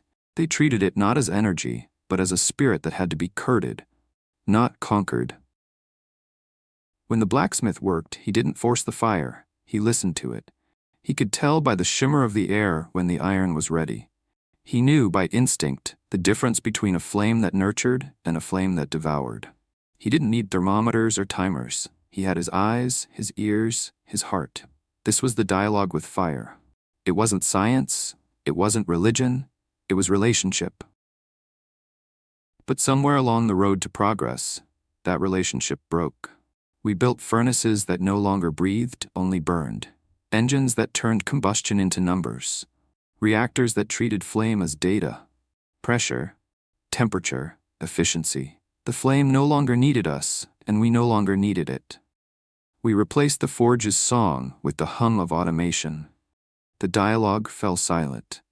There's something haunting about that silence, because in losing the fire's voice, we lost a piece of ourselves. We forgot what it meant to stand before something powerful and feel both reverence and responsibility. Fire was once our greatest fear and our greatest ally. We respected it precisely because it could destroy us. That tension, that humility, kept us wise. Now we hold fire inside machines, behind glass, beneath steel. We no longer fear it. And without fear, we've forgotten respect. When the ancients lit a forge, they prayed, not out of superstition but gratitude. They knew that every spark was a gift from chaos, that to borrow flame was to borrow a piece of the sun. They called it divine breath. They believed it came from God's, or from the earth's heart, or from somewhere beyond understanding. And maybe they were right. Because even today, no matter how modern our technology becomes, we cannot make fire any purer than the one our ancestors worshipped. It burns by the same rules, it obeys the same hunger, it gives the same light. The only thing that changed is us. The dialogue with fire was not about control, it was about balance. The old smiths didn't dominate it, they negotiated with it.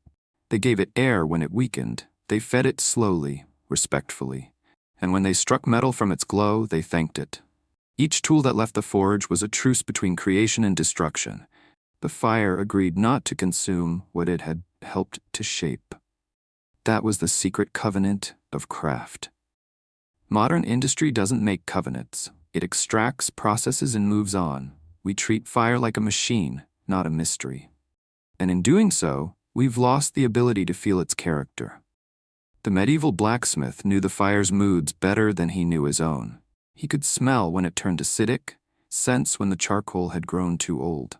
He could predict by sound alone whether the bloom inside the furnace would live or die. That kind of knowledge cannot be digitized. It lives in the senses, not in spreadsheets. It is knowledge of relationship, not of control. When we silenced the fire, we silenced wonder. We stopped treating creation as sacred. We started seeing it as inevitable. We forgot that making anything, from a blade to a building, should still carry the weight of reverence. To create without listening is to forget what makes creation meaningful, and the result, inevitably, is hollow. Our world is full of perfect products and soulless work.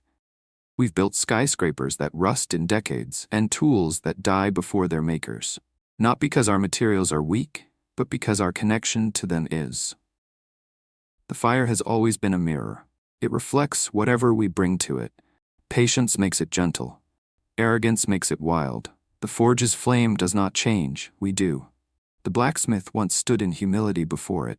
Now we stand above it, behind screens, behind automation, behind the illusion of mastery. But the fire still waits. It still speaks if we would only remember how to listen. When you light a candle, notice the way it moves. It never stops trembling, even in still air. That's how life behaves. Fragile, restless, alive. Fire is not stable. It's a dance between destruction and renewal. And that dance is the secret rhythm of everything that endures. To listen to fire is to understand change. To ignore it is to mistake control for wisdom. In old myth, the gods punished those who stole fire. Prometheus brought it to men, and for that, he was bound to stone. But perhaps the myth was never about theft. Perhaps it was a warning. Fire was never meant to be owned, it was meant to be shared. A dialogue, not a possession.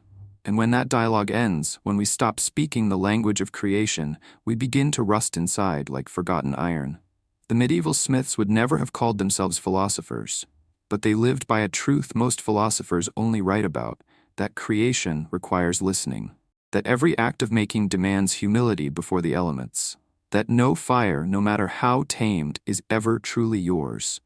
They knew that the same flame that hardens iron can also melt it, the same heat that gives life can take it, the same energy that builds civilizations can burn them down. Fire asks us only one thing in return: respect, respect. And maybe, in the end, that is what we've truly lost. Not the techniques, not the tools, not the materials, but the conversation. The dialogue that once bound human hands to the heartbeat of the world. The simple, sacred understanding that to shape anything lasting, you must first be willing to listen to what it wants to become. Because the fire still knows. It remembers us, even if we have forgotten it. And somewhere in its flicker, between the sparks and the smoke, the forge is still whispering the same old words. I can make you stronger, but only if you're willing to feel the heat. There was no single day when it happened, no great revolution, no ringing bell to mark the end. The old forges cooled one by one. The fire that once spoke to men fell silent, drowned beneath the hum of engines. And humanity, chasing its own reflection, chose the glitter of speed over the gravity of soul. It was not ignorance that made us forget how to build things that last. It was a decision, a quiet, deliberate trade. We chose convenience over connection, efficiency over endurance, quantity over quality, progress over patience. And for that choice, the world began to rust. Once, time was the raw material of all creation. A smith's day was measured not by how many axes he could make, but by how true each one rang beneath his hammer. A single object could take a week, a month, even a season. But when it was finished, it was alive. Now, production moves faster than thought. We don't make things, we generate them. We don't forge, we fabricate. And the result is a world filled with things that shine but do not endure, that function but do not live. Speed has become our new god, and we worship it with every click, every order, every forgotten repair. The medieval forge was a place of dialogue between man and matter, time and temperature, will and humility. But the factory is a place of silence. The machines hum, the lights never dim, and the rhythm of creation has been replaced by the rhythm of output. We no longer shape the world. We extract from it. We no longer build for generations. We build for quarters and margins. And so our civilization, like our steel, has become brilliant, but brittle. There was a kind of honesty in the old world's slowness. When you worked with your hands, you felt every resistance. You knew what could break and what could bend. That intimacy taught respect for the tool, for the material, for yourself. Today, our hands no longer remember how to feel. We push buttons, not bellows. We measure efficiency by numbers, not by endurance. We've mistaken speed for strength. But strength that cannot last is not strength at all. It's spectacle. It's light without heat, brilliant but empty. When the bloomery furnace was alive, the fire's pace set the rhythm of life. You couldn't rush a bloom into being. You could only tend it. The flames taught patience, the metal taught humility, and the result was something that reflected both. Now our furnaces melt mountains in hours. We build skyscrapers in weeks and tear them down in decades. We no longer ask, will it last? We only ask, will it sell? We measure progress in speed, not wisdom, in profit, not permanence. Somewhere along the line, we began to fear slowness. To wait became a flaw. To repeat became wasteful. To repair became foolish. And yet the things that truly matter, love, learning, mastery, still require time. You can't automate care. You can't mass-produce meaning. You can't accelerate understanding. The blacksmith knew this. That's why he could spend 3 days perfecting an axe that might outlast a family. He wasn't wasting time. He was building time into it. Every hammer blow was a deposit of years. Every spark was a promise. And that promise is why his work still endures long after his bones have turned to dust. In our world, the promise has changed. We no longer promise durability, we promise replacement. We tell ourselves that progress demands turnover, that speed equals evolution. But progress without reflection is only acceleration toward oblivion. Look around, our cities shine with glass and steel, yet crumble in decades. Our devices glow brighter than fire, yet burn out faster than candles. We call it innovation. But perhaps it is only amnesia, forgetting what once gave creation its soul. The tragedy is not that we can't build as well as our ancestors. It's that we no longer want to. We know how to make things that last. We know the chemistry, the techniques, the materials, but we have no patience for permanence, because permanence doesn't sell, endurance doesn't refresh, slowness doesn't scale. The marketplace has no room for eternity. And yet, deep down, something in us still longs for it. That's why we keep the heirloom tools, the old watch, the rusted blade. That's why we still feel awe when we see a structure that survived the centuries, because permanence whispers to something ancient in our blood. The part of us that remembers firelight, not fluorescence. The part that knows lasting things carry love inside them. When you touch an old piece of iron, you feel it, that quiet gravity. You can sense the hands that made it, the fire that birthed it, the time it has seen. It's as if the metal is still listening, still waiting, still reminding us what we used to be. The choice we made was not evil, it was seductive. We wanted to move faster, reach farther, live easier. And in many ways we succeeded. But speed comes at a price. It erases memory. Every generation forgets a little more of what the last one learned through patience. We replaced the forge with the factory and the craft with the algorithm. We taught machines to make, but not to care. And care, it turns out, was the secret ingredient in everything that lasted. We are now surrounded by things that work perfectly but mean nothing. The world is efficient and empty. Our creations obey, but they do not remember. Our steel gleams, but it does not endure. Because endurance is not a product of perfection. It's a result of participation, of time, of touch, of soul. We can build faster? Yes, but can we build something worth keeping? That is the question the old iron asks every time it refuses to rust. Perhaps it isn't too late to answer, to choose again, to remember that slowness is not failure, it is fidelity, that permanence is not stagnation, it is care made visible.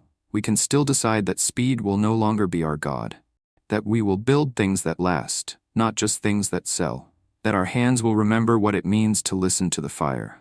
Because every rusted beam, every broken tool, every forgotten forge still holds the echo of that first choice and the invitation to make a better one. If we could slow down long enough to hear it, we might rediscover what the blacksmiths always knew, that nothing built too quickly can truly belong to time, that endurance is not inherited, it is earned, that even the smallest act of care is an act of defiance against decay. The fire has not forgotten us. It still waits, steady, ancient, patient. All we have to do is stop running and listen again. The story of iron is not really about metal. It's about us.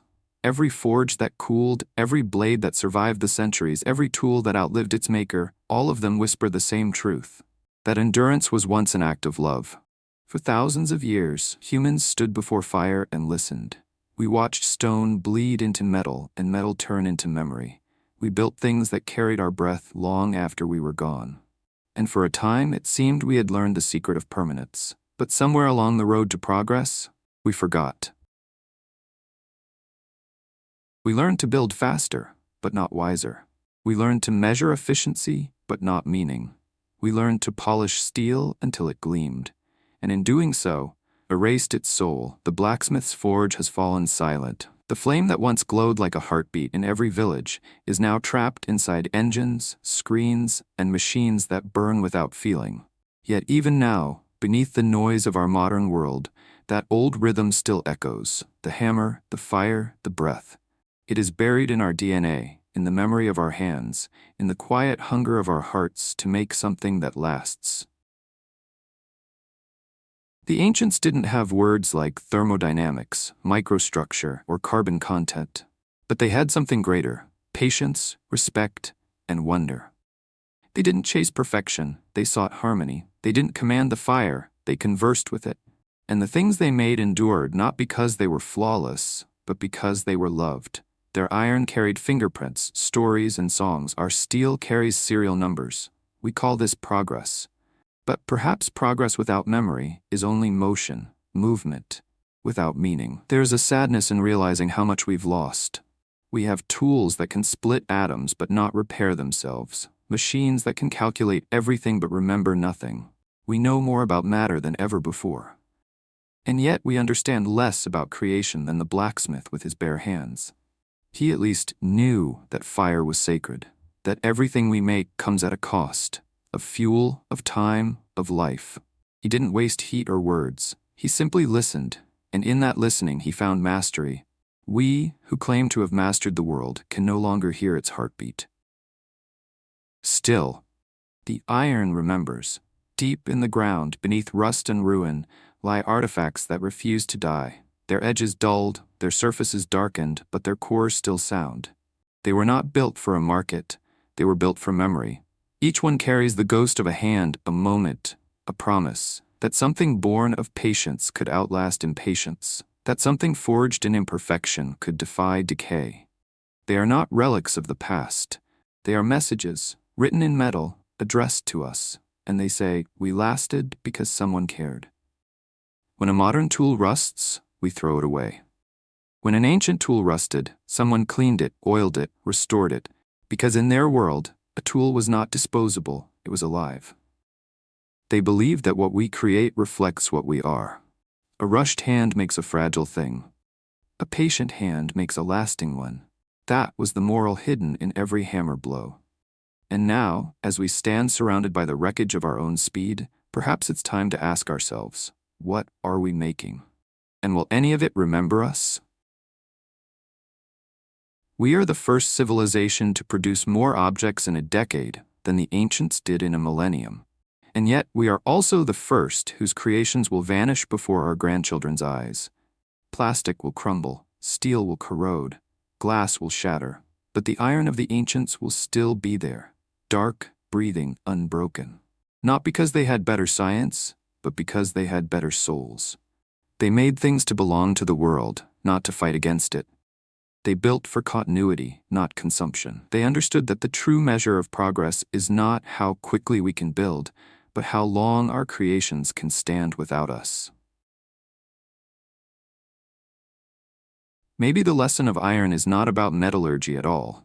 Maybe it's about memory, because to remember how to make something that lasts, you must first remember how to care. The forge was never just a workplace. It was a mirror, showing humanity the price of creation and the grace of patience. When we stop seeing creation as sacred, we start producing waste instead of legacy. We make noise instead of music. And yet, the music is still there, waiting beneath the rust. The memory of iron is the memory of who we were and who we still could be.